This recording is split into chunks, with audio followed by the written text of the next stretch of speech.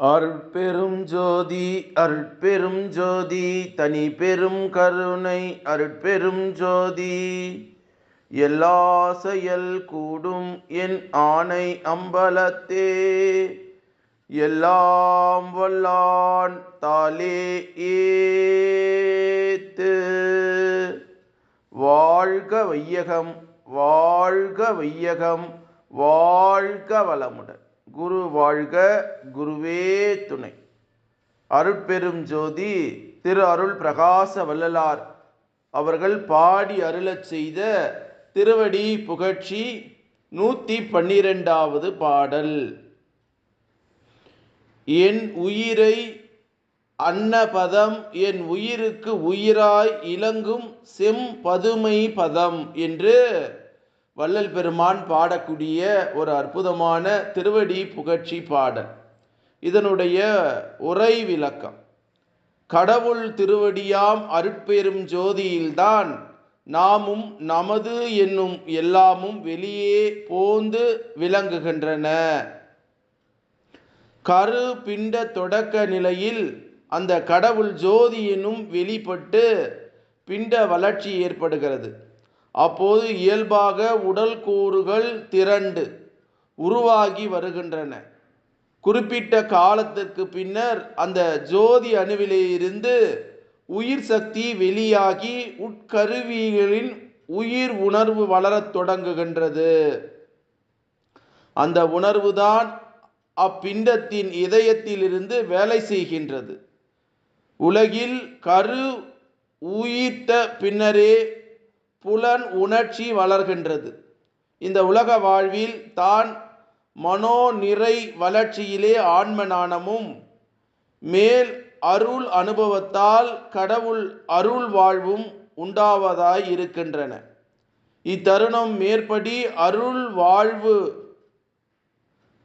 ஞான வாழ்வு சற்று கூடியிருத்தலின் கடவுளின் அருளடி உண்மையை அறிகின்றோம். அவ்வருள் திருவடி நம் அறிவுக்கு அறிவாயிருந்து உணர்த்த அறிகின்றோம் நாம். இவ்வுண்மை சுட்டவே கடவுள் பதத்தை என் உயிர் என்ன பதம் எனவும் என் உயிருக்கு உயிராயிலங்கும் செம்பதுமை பதம் என்றும் குறிக்கின்றார் வள்ளல் பெருமான்.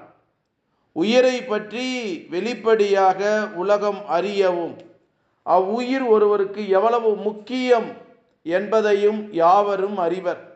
ஆகவே உயிருக்கு ஒப்பானது அப்பதம் என்றால் அது மிக முக்கியமானது என உணர்த்தப்படுவதாம்.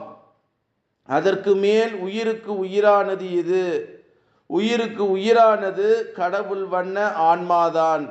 எனவே ஆன்மாதான் உயிருக்கு உயிர் போன்று மிக மிக முக்கியம் என்று அறியப்படுகிறது. மேலும் முதலில் அப்பதத்தை உயிரை போன்றது என்று சொன்னவர் உயிருக்கு உயிரான ஆன்மாவை குறிக்கும் போது செம்பதுமை பதம் என்று இரு சிறப்பு கொடுத்து உயர்த்தி சுட்டுகிறார். இது செம்பொருளாகிய தாம் அறையும் நாமறையும் ஆக கூடக்கூடி ஒன்றியுள்ள உண்மையை உணர்த்துவதா என்று சாமி சரவணானந்தா அவர்கள் வள்ளல் பெருமான் பாடி அருளச் செய்த இந்த 112வது பாடலுக்கு அற்புதமான மெய்ஞான விளக்கம் கொடுக்கிறார். என் உயிரை என்ன பதம் என் உயிருக்கு உயிராய் இலங்கும் செம்பதுமை பதம் என்ற ஒரு அற்புதமான திருவடி புகழ்ச்சி பாடல் எனக்கே இன்னைக்கு உண்மையை உணர்த்திருக்கிறது. எந்த உயிர் எப்போது இறைவனிடம் சரணடைய வேண்டும் என்பது இறைவன் விதித்த விதி.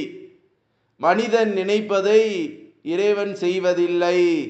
இறைவன் செய்வ நினைப்பதை மனிதனால் தடுக்க முடியாது.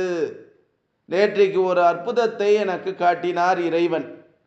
வள்ளல் பெருமானை வணங்குவதனால் என்ன பயன் என்று நான் எண்ண வேண்டிய ஒரு அற்புதத்தை திருவருடி புகழ்ச்சி பாடல் சொல்வதற்கு விளக்கம் சொல்வதற்கு இன்றைக்கு என்னை பணித்திருக்கிறார். 15 நாட்கள் என்னால் பேச முடியல.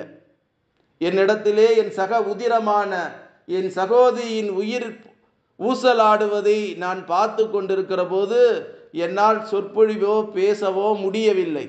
ஆனால் அதே இறைவன் கோடி கோடியாய் பணம் கொடுத்து செலவழித்தாலும் ஏக இறைவனுடைய அருள் அந்த உடலிலே இறங்கும் போதுதான் இறைவன் அற்புதத்தை நடத்துவான் என்பதை நான் உணர்ந்து கொண்டேன்.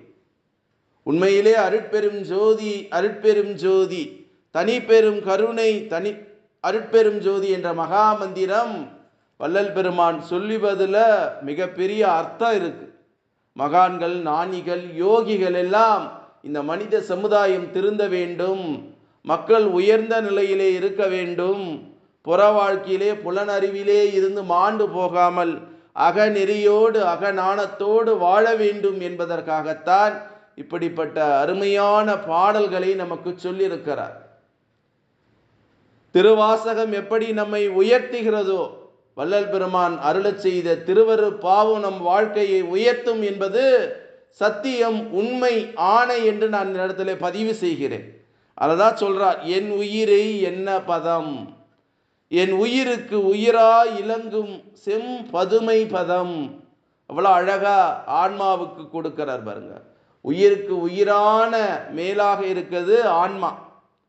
உடல் அழியும், ஆனால் உயிருக்கு உயிரான ஆன்மா எப்போதும் அழியாது. அது இந்த பிரபஞ்சத்திலே நிலைத்து இருக்கும். வாழும் காலத்தில் இந்த உடல் இறைவன் நமக்கு கொடுத்துருக்கிறான்.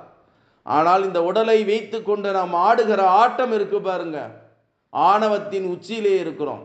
ஆனால் அந்த உடலுக்குள்ளே இருக்கக்கூடிய உயிருக்கு உயிரான அந்த ஆன்மாவை லயப்படுத்துவது, வசப்படுத்துவது, அதை நல்ல நெருக்கி கொண்டு செல்வது ஏக இறைவனுடைய உன்னதமான செயல். அப்போ அந்த உன்னதமான செயலை செய்யக்கூடியதை